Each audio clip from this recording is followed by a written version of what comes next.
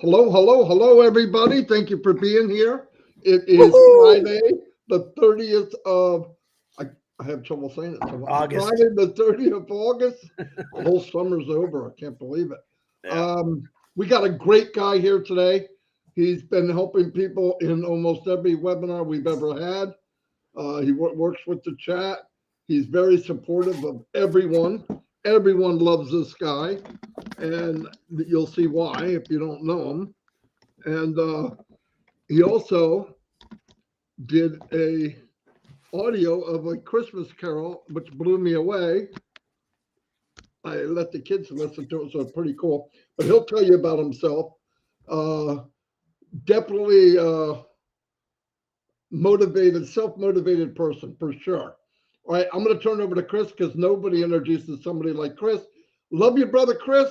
Love you, brother John. Chris, it's all yours. Good morning, Marty. I love you too, John. I love you in the background there. Before we start, I have to do this because there's three people, special people that I know that's birthdays today. One is the hardest working woman in Passive, Tanya in Passive.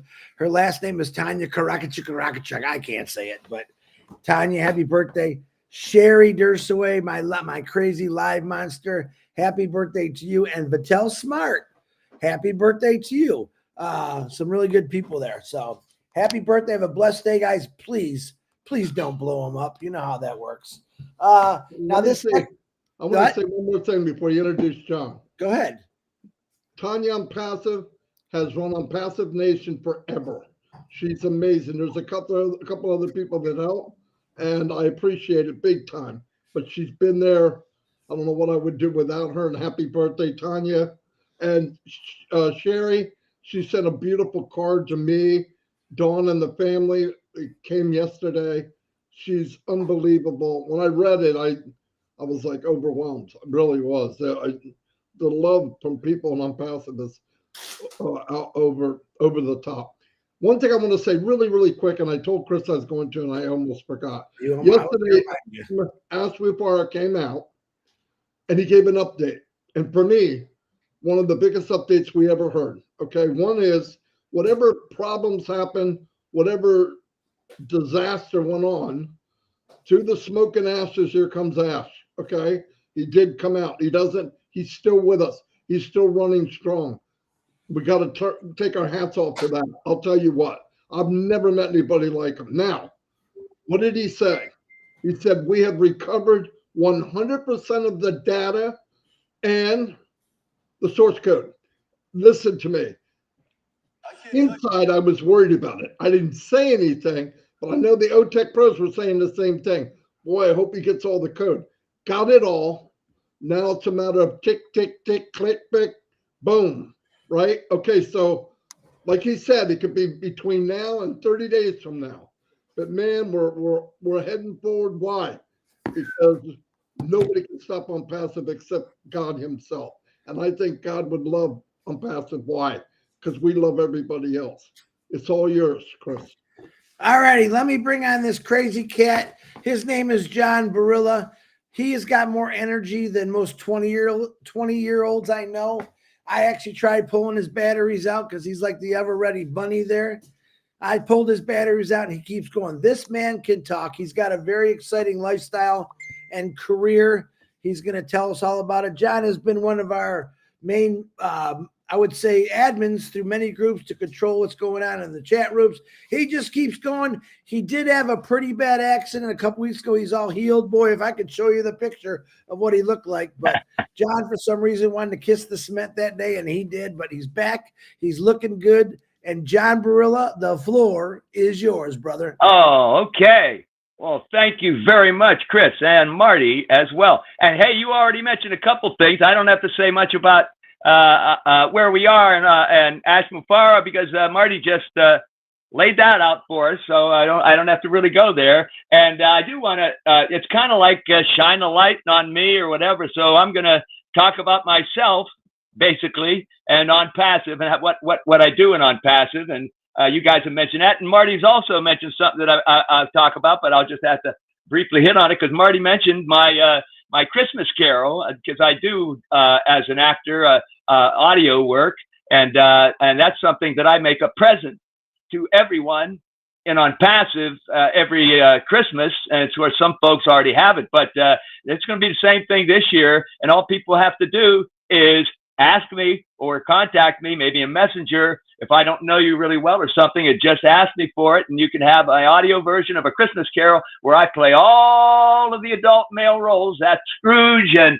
everyone, Marley and everybody. And it's kind of fun because I use different voices and different English accents. So anyway, but I want to say now, what I want to talk about today is, well, I've kind of got a moniker, my own brand, and I kind of got it for ONPASSIVE. I've used it all over the internet, but now I've made it part of what I am in ONPASSIVE, and I call myself the Tin Man, JJB Tin Man, and I have a heart for ONPASSIVE and for humanity. And this has actually become more important to me, more important to me than making money or the products that we have, which is, we can go there. But what I'm going to talk about is my main interest and passion has become my heart for humanity and ONPASSIVE. So before I actually tell about little bit about myself prior to ONPASSIVE and then get into ONPASSIVE, I'm going to do something that I'm also kind of known for. I'm a bit of a songwriter, and I don't want to, I was thinking I'd love to sing That's What Friends Are For, but we might get in copyright problems. So you know what I did? Just a few minutes ago, I said, make something up. So because I'm talking about the Tin Man, real quick, I'm going to do just a little something for you. And I'm a little hoarse, which I'll explain too in a second. But anyway, hey, here I go. Yeah. Sometimes I wonder just who I am. Sometimes I wonder, am I just a can? Then when I think that right from the start, the wizard told me, I always had a heart, for ONPASSIVE, for humanity, 'cause I am the Tin Man, JJB Tin Man, and I have a heart, and I play the part, 'cause I am the Tin Man, So that's a little song for you about who I am, what I am, and what I am in ONPASSIVE. Basically, I'm very interested in helping a lot of people. I don't know, in some places, I guess I am a leader in the sense that I'm in a lot of groups. I'm in a lot of messenger groups, WhatsApp groups, and Facebook page groups, and I'm an admin in a lot of those places. I have my own WhatsApp group, OP Friends, that I inherited from Marina Favit when she left, and I kind of run that. But basically, let me start from just the beginning of like who I am before I really get into how I kind of found my heart in ONPASSIVE. My name is John Barilla. I am an actor, singer, used to be dancer, but I can move still. I can move pretty well still. I don't know about after my fall down, but at any rate, I'm still doing my best, and I'm a voiceover artist, and I'm also a bit of a photographer. I'm very much into that. So, and now I was born in Steubenville, Ohio, a place that's rather infamous more than famous. It's not a huge town. It's even smaller than it once was because of the demise of the steel industry, which is like, got your eggs in one basket and that thing disappears. Your economy goes down, people leave your town, and your population goes from 50,000 down to today it's around 18,000 people. But when I was born there back in 1948, it was a bustling steel town.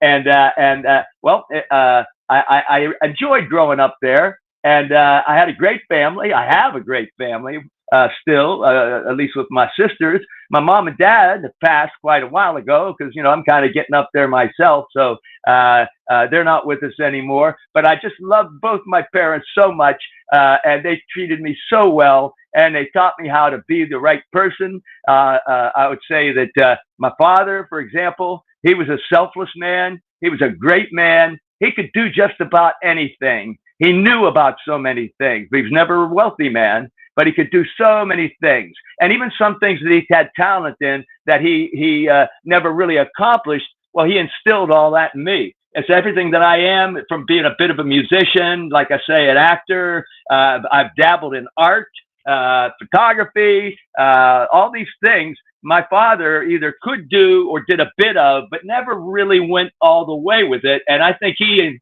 on purpose, kind of instilled a lot of these kinds of things in me, so that from a young kid, you know, when I'm like about 6, 7 years old, I think it was 6 years old, I took accordion lessons, little Italian kid, and I didn't have much to say about it.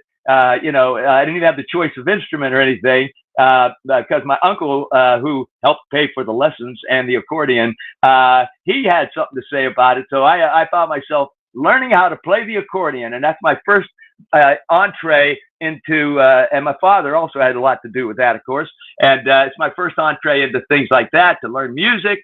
And then kind of went from there to where, as a little kid, I used to sneak downstairs at night when they had the late movie, when that first came on, Late Show, and I would watch old movies. And a lot of the old movies that I really liked the most had to do with show business and somehow. And I discovered early on that, and you know, of course, it's like the romantic view of what Broadway or what the show business and all that was all about. But that didn't matter. That's what kind of hooked me from the time I was a little guy. So that just that I learned how to play the accordion. I started to learn how to sing. I took voice lessons. I got interested in performing very early on, even before high school. And then through high school, of course, I was the drama guy. I mean, I played sports and such, but you know, I really was known as someone that was really interested in theater. And I had a great teacher in high school who became like my mentor, and I knew him for the rest of my life, even after high school. Father John Gallia, who was a great dramatic guy himself.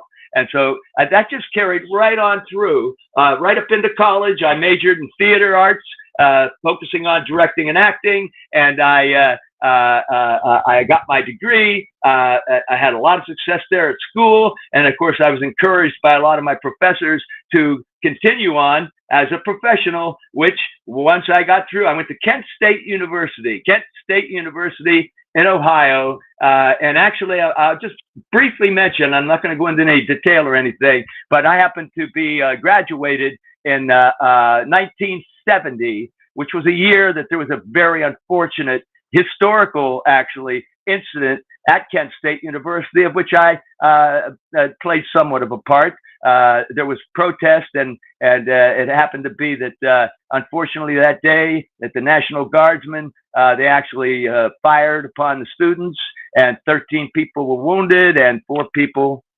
died. And I was involved in that as a protester, but basically as a peace marshal. That's what I volunteered to do, as a peace marshal, to try and keep things in order. And well, that didn't work out so well. But anyway, I want to move past that. If anybody wants to know the story, if you're ever having a drink with me someday in a bar or something, I might tell you the whole story, what that was all about. Anyway, some people point to it as the end of the innocent 60s and hippy dippy times and the politics and all that stuff, actually, historically, actually. So anyway, we move past that, and then I get out of college, and I couldn't wait to get to New York City to start to pursue my career as an actor, which I did, and I've been in it for a long time. I've been a professional, and I always consider you can be a professional, but I consider you're really a professional once you get to the point where you belong to all the unions and you're working in professional projects, obviously, which I took a couple years to get going. Then when I got started, if somebody's been fortunate enough, I'm no celebrity, I'm no star, I'm no big shot. I've never done Broadway, even though I've always tried, and I'm going to keep trying. You never know. That's what people say. You never know. But I've done everything else. I've done off-Broadway. I've done off-Broadway. I've done tours. I've done summer stock. I've done regional. I've done everything else. I've done a little bit of film and TV, not as much as theater, but I have done that. And exactly, I actually use that as one of my survival backup jobs, where I do a lot of stand-in and what they call featured background. And every once in a while, I've been lucky enough to get bumped to where you end up with lines or a significant part of a scene. When you don't get cast from the get-go, in a film, which I also have done, or television. But this is like sometimes you're on the set, you're stand-in, they got something that comes up, they need somebody, or you got a featured background thing where maybe you're a bartender or something like that, and all of a sudden you got a couple of lines with the star of the film or TV show, whatever it is. So that's very good for me as like a survival job. And it's one of the only survival jobs I have left, because as of COVID times, a lot of the things that I would do when I wasn't working as an actor would be like jobs that disappeared for me after COVID. And of course, during those times, it's kind of like around the beginning of my ONPASSIVE, where it goes back to before about 2019. So let me start to get into that a little bit. That I realized at some point that I need more income, and I didn't know what to do. But I had a friend, another actor guy, who I'm not going to mention his name because he's actually my sponsor in ONPASSIVE. However, he's not involved with ONPASSIVE, so I don't even want to mention his name because that's what he decided to do. So I'm like a lone shark. I'm like a guy on his own. It's also one of the reasons that I help a lot of people because I don't really have a sponsor, and I decided that I would help a lot of people and kind of be their sponsor, even people within ONPASSIVE that sometimes their sponsor is not so active. So I took that to heart, and sometimes in fact, I have a list of people that I actually do on a regular basis. I communicate with them. I try to help them a lot and teach them things. So anyway, what happened was this guy, the one that becomes my sponsor, he's an actor guy. We used to do these readings. Sometimes if you're a playwright and you want to try to get your play done, or producers want to try to get more producers involved, they do these live readings of plays, and they hire actors, and we read these plays. And this guy often got cast by the same agent that I was working with to be in these readings. And at some point, after we got to know each other, because we worked together, he says, "Hey, John," he says, "What are you waiter?" I said, "What?" He says, "Are you a waiter?" I said, "Well, no, man, I'm an actor like you. What do you mean a waiter?" He says, "Well, most of our friends, they're like waiters, and they never really get going as actors. And they usually give up, or they go home or back to their hometown, or they get into something else, another career, and they move on from there." And he says, "Well, you know what I do?" I says, "What?" He says, "Well, listen, I'm into multi-level marketing, affiliate marketing, working on the internet. Would you be interested for money when you're not working as an actor?" And I went, "Well, I don't know much about that." And he said, "Well, listen, can I send you some emails?"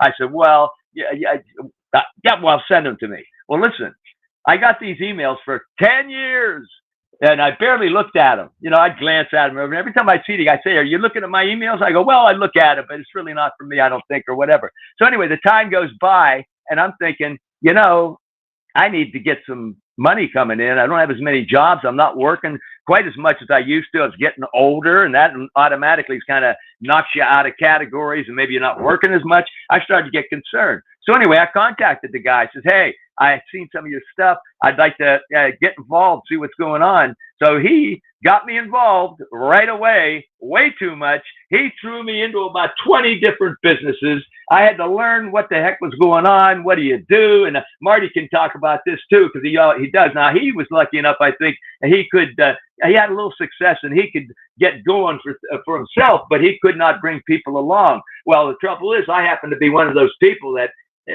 had trouble getting along, and I was one of the 97 or 98% that wasn't making it. In fact, I was losing thousands of dollars, and oh my God, that's not why I got into it in the first place. Here's the thing, though. Here's the thing. As I would go through all these businesses and try to figure it all out, there was one of them. One of the first ones he gave me is stuck in there with everybody else, and I'm clickety-clicking, learning, looking at things, starting to try to figure them out, and guess what? It was ONPASSIVE. And like soon after I was getting involved in all these things and losing money, I realized, well, here's something that, no, is an MLM. We actually had early on. I got in 2019 where, there was levels. We hadn't even done anything yet, but they're saying, well, there might be levels. I'm going, well, this is going to be the same thing. But no, that kind of morphed. And, we were told like, that's not what they want to be. They don't want to be an MLM. Don't want to be part of that. Want to do something different. Want to do something new, which is what happened. And then I realized that all I'm spending is like $97 to get involved in something, and they're not going to be charging me fees every time they turn around and try to act like they're starting something new. Anyway, let me move forward. So I got involved, and I decided, you know what, I'm going to really get involved with this thing. However, I realized at some point that, I mean, I liked what Ash Mufareh was all about. I really liked the idea that he was pushing the idea of humanity again. I sort of like that a lot because I've always been kind of a helper in my life. My dad, he taught me how to think of other people first. That's always been part of what I am. So I thought this is good for me, and I can really focus on this. So anyway, but the thing was, I wasn't much better in ONPASSIVE with blessing folks and teaching them or helping them to get in or get them in. And I had nobody under me.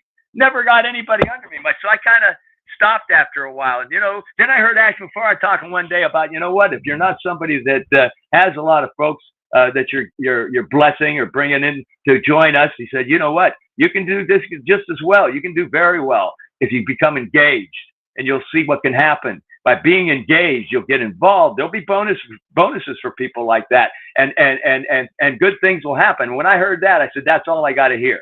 From that day on, I became very engaged, and seriously, 7 days a week, all the way back to those times. 7 days a week. I've hardly had a day, including when I had my accident and illnesses just even recently. Even when I had carcinoma cancer on my nose not too long ago, I never missed a day of at least doing something in ONPASSIVE every day, 7 days a week for the last 5.5, and now it's over 5.5 years. So I've dedicated myself. So I began to just get involved in everything. And I think already Marty mentioned that I was a guy in the chat. And I just took that upon myself. What am I going to do? Well, I started off by going to all of this. Is before we had the live chats and such too. Well, all the folks like Mike Ellis and Jeffrey Morlock, and I can name about 15 people, including Marty. People would do these videos, and they would talk about ONPASSIVE and what it's all about. And I'm talking fast because I want to get down to the end here at some point. Anyway, so anyhow, so I would be in those chats, and I'd be looking for troublemakers, which there were a lot of trolls and situations that still exist through today. And I would do that. Well, all of a sudden one day, Marty is talking in his. This is when the chats got where he could talk, and you know, you could be in the chats like you're listening to the thing or whatever. And he mentions me out of the blue because he was talking about engaged people. I think I might have been, I'm not absolutely sure, but one of his first nuggets or whatever he calls them, diamonds in the rough or something. Yeah, I'm not sure, but I know I was right there very early on when he first started talking about it. And he just one day says like, hey, there's this guy. How about this guy, John Barilla? Listen, this guy finds a niche. He found out what to do. He's very busy. He's in the chats. He's kind of protecting ONPASSIVE. He's a policeman. He's like a detective. And I thought, I don't know about policeman, detective. But anyway, I went on from that and I actually had a group for a while called the Guardians, which we have disbanded at some point. But we're all, I still kind of, what do I do? Like Marty also mentioned, I'm in a lot of chats. In fact, people, even after we disbanded the Guardians, they would actually ask me and request that I would come and be the monitor of their chats. I'm still doing it now for a lot of groups in a lot of places. And so anyway, though, as I would get involved, then I would start to get involved in a lot of these groups.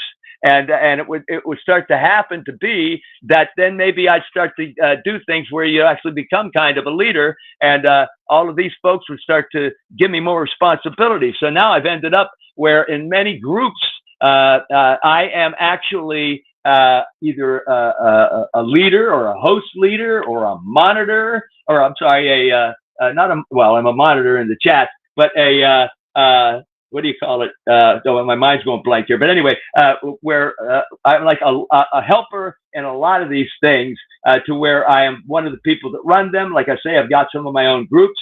And anyway, so let me just look here. I want to mention some of these things. Yeah. I'm going to mention some of the things that I'm working with actively, and that would be, hold on now, I've got to get past my little notes that I made because I haven't been using them. So anyway, well, for example, one of the things I'm trying to think of, like mentor, that's one of the words. I'm old. Sometimes it takes me a few minutes, plus I had a concussion recently, so you got to forgive me. I get a little cloudy. But anyway, a mentor in a lot of groups. And sometimes I wouldn't even started to be a mentor. People would request it, and they'd make me a mentor. Wouldn't even ask me sometimes. I'm up there with sometimes in a few of these groups with Dr. Bill Williams, Jeffrey Morlock, and I'm saying, I'm a mentor? What's that all about? And also now I'm in a group I want to mention because, again, I talked about the Tin Man. Well, Dr. Bill Williams, one day, I'm in a Singapore group. It's called Passion Singapore, Malaysia. I got to be very, very active in there. They actually requested and made me a host leader involved with them. And Dr. Bill Williams is somebody that mentored them and helped them get their group started. One day he just comes on out of the blue and he starts talking about, hey, John, Tin Man. He says, Tin Man. He says, you know what? I love Wizard of Oz. I just love that story. And he says, you know what? You should really push the point of you're the Tin Man because you've played the role. I think you mentioned, and I've played the role a lot of times over the years, not just once or twice. I went with one company in particular on and off for 18 years. So I kind of am the Tin Man, like I say. And he said to me, you ought to promote that for ONPASSIVE. Have your heart. Put that out there. Humanity. I said, you know what? Thank you very much. And he's kind of the one that really got me going to brand myself as the Tin Man, JJB Tin Man. I have a heart for humanity. And then I began to focus more and more on that. Didn't worry so much about always promoting or talking about the products or what we have or what we're going to have. And I really started to get involved with a lot of the groups. Like Passion Singapore, their main objective is to do the humanitarian things. And I'm in other groups like that. The Singapore group, I told you, it was called Passion Singapore. Then I'm in another one. And this is like one of the ones that Chris would know about too, because when we did the Oh Bless back when you had that particular webinar, Chris, we would do the Oh Bless, and who would we see? We'd see a whole lot of people that were from a lot of different movements or ideas or things that they'd already been involved with it for humanity or to help people out. And we would see who these people are and we would get introduced to them. Well, I remembered a lot of them, and I also got interested in a lot of them. So I started to follow them when they would do their own chats or YouTube channel talks and all that kind of stuff. And then there was a lady, Yvonne Mundi, and Yvonne had something that she called One Global Movement. So I actually was like her chat monitor. At first, I was just doing it on my own, like I do for a lot of people, as you've heard, which I do. I still do. Well, anyway, one day, out of the blue, she's up in her talking in her YouTube, and I'm down in the chat looking for things going on, keeping it organized and looking for troublemakers or anything like that, you know. And all of a sudden, she's talking about John Barilla. And she said, yes, I love John Barilla. He's my Uncle John. I'm like, what? And I'll say, Uncle John, what's that? And it turns out that she has like an Uncle John. And she's born in Africa, actually, Cameroon, I believe. And she had a very unusual situation. Their culture there is not the best thing in the sense of the way they treat women in general, but even young girls. And she was slated to be like married off to someone at 10 years old. And her grandmother and mother rescued her in a sense. And they left Africa and they actually came to the United States. And then she grew up and she got to be educated and she's become who she is. And she has this movement way before ONPASSIVE, One Global Movement. Now she's in ONPASSIVE and she's using her One Global Movement. We're already started, by the way. I mean, we have every day, Monday through Friday. We have not a webinar. We had some O-Connect. We had O-Connect, but she's on there every day. And there's some ladies on the panel. I want to mention Yvonne Mundi, of course, and Yvonne Finn and Esther. I'm not going to try to say your last name. I'm not even going to try it. Oh, by the way, Chris, it's Krajanovic. I help everybody. It's Tanya Krajanovic. Anyway, I'm the managing director. After she kind of tagged me as her Uncle John in the chats, then we personally talked, and she said, I want you to be the managing director of One Global Movement, which I am. That's another kind of lead position that I have. I mean, I'm in a lot of places. Let me just keep looking. I'm going to mention these before I stop now and tell you while I'm talking about myself. Oh my goodness, Julian Milo, the Julian Milo Show. This is where I first exposed myself to people as an entertainer or performer. I didn't really do this at first. I kept things quiet. And all of a sudden they had a Christmas karaoke. And I went there and I was sitting there and listening, and people are telling stories about Christmas and singing Christmas carols. And I go, well, I don't want to sing necessarily because, I want to hear all the people. And there were people that were good. They weren't so good, but it didn't matter because they were singing from their heart. It was wonderful. And then all of a sudden, Julie says, oh, hey, I see John Barilla. They didn't even know me very well yet. And they said, well, would you like to, you haven't done anything. Would you like to sing something for us? They don't even know I'm a singer, or whatever. So I went, oh, and I bashfuled out. I mean, it was like, well, let me tell you a story. And I told them a little Christmas story about what my dad used to do at Christmas time every year, where he would get the neighbor to dress up like Santa Claus because I wouldn't go to bed on Christmas Eve. And he'd have the guy run across our front lawn and go, John, look out the window. You got to go to bed. Santa Claus is getting ready to come in. And I would go to bed. So I told that story. Everybody said, oh, that's nice. Well, then the next day, I said, I made the mistake of saying, well, I actually am a professional singer, and I'm in the theater. And I hope I don't have to wait till next year to sing for you. Well, you know what Julie did? She called for another Christmas karaoke. Like the next night, they had another webinar. They had another Christmas karaoke, and I kind of got put on the spot because she said definitely. She called on me to sing, and then I think I sang something like "I'll Be Home for Christmas" or something like that, which went over very well. And then that made a nice reaction. People started to communicate with me, actually contact me and such. And then they decided, Milo and Julie, let's have an interview. It's one of the only interviews I've ever done. And anyway, I did this interview, and then that even put me out there where people began to know me more. I started to get requested to actually look at their chats all the time. I got more and more active. I was in more and more groups as I went along. Let's see. I just want to mention a couple more. Of course, I want to mention Rob Lynn Live, for example. I got involved with working very closely with them because I am a bit in film and television, stuff like that. They were doing an every day a show for 668 shows every night for 668 nights consecutively. And I happened to be there for all but 666 of those shows. Helped them a lot, worked with them. Want to give both of them a shout out to thank them very much because I was always wanting, and I'll get to the end real soon here now, but I always wanted to be a singer in ONPASSIVE. The thing is, I can be a leader, I can be a mentor, I can be a managing director and all that, and that's great. But like I say, I wanted to get people, I wanted to entertain people.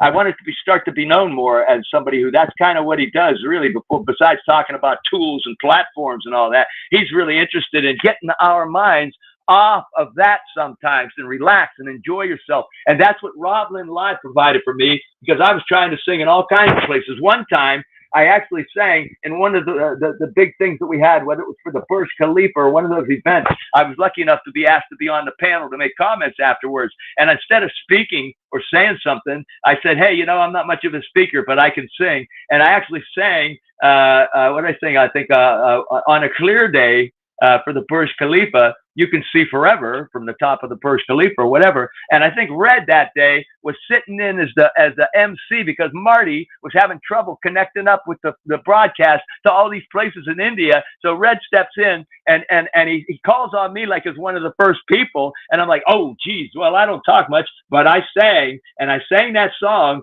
And Red comes on afterwards and he says, oh, well, that was good. I hope we don't run into copyright problems. And I went, oh, I'm sorry, whatever. So I always had a trouble finding places that I could sing and ONPASSIVE without getting into trouble. And that's what Rob Lynn Live provided for me, because they figured out, we'll just turn off the thing, the video or whatever, we'll stop it or we'll edit it so that you can sing here for everybody that's coming, and we don't have to worry about whether it goes out there on YouTube and such. So then I got to be, and I had my own segment. I got to be the resident baritone. I consider myself today kind of the resident baritone of ONPASSIVE, and I sing as much as I can in whatever places that I can sing. And like I say, sometimes I write my own songs. I wrote the theme song for Rob Lynn Live. I wrote the little thing that I sang for you folks here. I just did that in 5 minutes before the show here. Let me look at a few more places that I want to mention.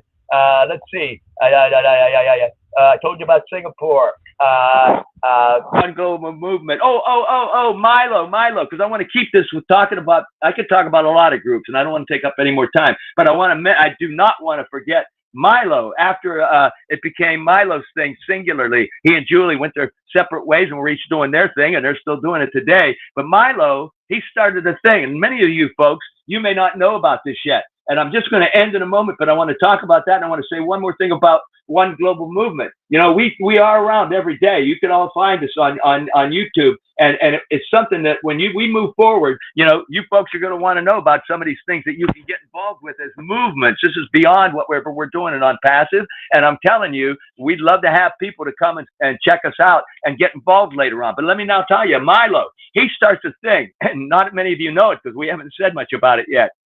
It's called Global World Changers.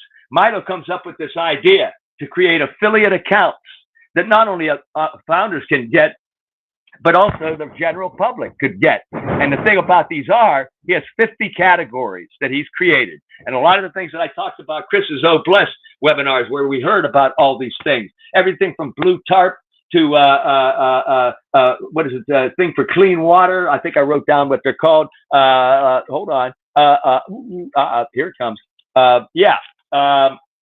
Thank a Vet, mental health, cancer, Blue Tarp Project, Amy Reideke, if that's how she says her name, World Water Solutions, and they go on and on. He's got 50 different categories, and I have some of these affiliate accounts. Now, some of us he contacted. I'm working with Milo. It's another thing that I'm involved in very actively, is that with Milo's Global World Changers, we're going to start to do either webinars, or he's going to be broadcasting. He says he's going to do 2 a day. I'm like, oh, I hope not. I don't know about that. But anyway, and we're going to be letting folks know, especially when we move forward, because people will be able to get an affiliate account.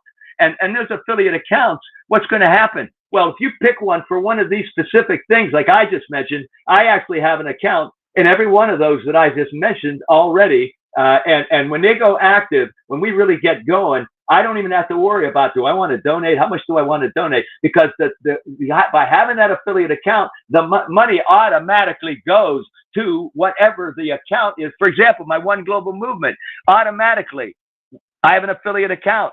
It's going to automatically make money for that movement, for that thing to help humanity. So that, again, this shows you how this is what I'm involved with. This is what I really believe in with ONPASSIVE. It's my biggest interest in being a part of ONPASSIVE. So I'm going to point all that out. And Milo is going to be coming with more information. You'll be hearing about it. You'll be hearing about more from One Global Movement. I can't talk more about it now because we want to finish. So let me see if there's anything else. Oh, I've also worked for a long time with the Heroes. And even before it was called the Heroes, for years, I've been their chat monitor. I wanted to mention them, Peter Rogers and all those folks, and Comfort Confor. And now the OTech Pro guys, they're all part of that, working with them. And also there's a group I'm a mentor for called the Barat International Group. Oh, it goes on and on and on. And I'm just going to say, okay, hold it, John, hold it. That's not going to want any further. I could keep going. That's the problem. I knew I was going to run into this problem. But I want to end it and say thank you guys for letting me come on and talk about myself and what I love about ONPASSIVE and what I'm most interested in. And let me just shut up now and go back to you guys. John, who you said in there, I don't talk much. I think you just proved yourself wrong. What? Wait. Here's the thing. Marty said to me once in a menu when we were in the Winnow Connect, and I was in there one night, and I don't play games much, and in there I was telling him why. I was telling Marty and a couple of people that were hanging out afterwards, why I really don't play games much, and I was going on about it, and Marty says, yeah, John. I said, yeah. He says, could I ask you a question? I said, well, sure. What is it, Marty? He said, do you ever take a breath? So I said, well, I'm a professional actor and I can go for a long time without breathing. Here's the thing. I don't talk that much in most instances, but I get something like this. And again, I just wanted to, and I didn't even hit everything. So I'm sorry, but yeah, when I get a chance, sometimes I do go on a little bit too much, but that's why, go ahead. John, you did fantastic. I'll tell you what, you covered a lot. For as much as you covered, it should have took 4 hours. So you did it really quick. So. And you didn't mumble or miss a beat? No, nothing. You didn't even skip a beat. I was like, I could not talk that fast. And you're real clear. So it was very good. Very good. Yeah. Well, thank you. Well, I like the fact that you shined the light, not on yourself, but on just a lot of people. I thought that was pretty cool. Bringing out. We talked about you a little, and then you started shining the light on everybody else. But that is ONPASSIVE. You're right, John. You're the poster child for ONPASSIVE. I think you are ONPASSIVE-licious, John. That's what I think. Oh, you know what? I forgot. See that now? I was going to wait real quick. I was going to say, in Rob was fascinated with all these phrases and stuff, and he was once saying, I'm going to put them in a book and all this stuff. So I came up with a couple of my own, and the one that I thought that stuck was, ONPASSIVE is delicious. In fact, ONPASSIVE is ONPASSIVE-licious, and it's kind of stuck with me. I forgot all about that, but you know what? That's not my favorite. My favorite is the simplest one, Oliver Fonte's, "We are fine," and that's one I always say and always use. And here, see, I forgot a lot of stuff, Chris. Thanks at least for bringing that up. No, you covered like the entire world in like 35 minutes. I like the fact that you were born in 1948. Obviously, we know your age now, but it don't look it. I would say you look like you're in your mid 50s. Oh, And like I said, I told people you can't take the batteries out of this guy. He keeps going and going. And I can't imagine you in your 50s, John. Yeah, I love your passion, John. I really do. Well, you know, my recent accident and illness, what a thing that was. It came out. I mean, I've had some other little instances in the last couple of years, but this was so bizarre because I thought I had the flu. And when I went outside in a 98, 105 heat index to get some flu medicine, I didn't make it. I got about a half a block from my house here. I'm on the curb and I went, wow, I feel kind of dizzy. Next thing I know, I pass out. I hit the concrete. I end up, you know, in the emergency ward at Bellevue Hospital. I'm there for 10.5 hours. And they tell me, well, you don't have the flu. You got COVID. You got a concussion. You got bruised toes. You got bruised fingers. You got a sprained wrist. You got cuts and gashes all over your face that the doctor's going to suture up. And oh my goodness! And guess what? Even that day, I did stuff in ONPASSIVE. You know, so I seen the picture after he fell. Yeah, it was pretty scary. I'm not gonna lie. Well, and again, I actually have a little bit of what they call lingering symptoms. I don't have the COVID anymore. You can hear I'm a little bit hoarse because there's like this thing. I got some congestion. That's lingering. One of the symptoms from the COVID, and also the fact that I had the concussion. That's not with COVID, but at any rate, you know, that is keeping me. You're thinking I'm like so fast, and I'm doing this because I know I have to have the high energy to try and say as much as I wanted to say. But again, that was one of the things that, my goodness, all those things happening, and now here I am, like a month later or a little more, and I've recovered pretty well considering, just with a couple things, a little bit that's hanging on. I was surprised you didn't have a bunch of scars. Yeah, you look good. You wouldn't even know. Well, you know, if you look closer, you could see them. I'm not going to go here, look at this. But anyway, yeah. And I think they will eventually. I probably won't see them at all, but they're there for now. And they could have been worse. It could have been much worse, believe me. Oh, my. Landed on that rock. You could have landed on that. Hey, say goodbye to everybody. Oh, yeah. Fantastic. Yeah, sorry, I hope I didn't blow off too much steam, folks. You were exciting and fun, John. I love it. He was John Barilla. That's all I want to tell you. He's exactly who he is. That was beautiful. I loved it. All right, see you guys. Bye, All right, bye-bye, everybody. Bye-bye.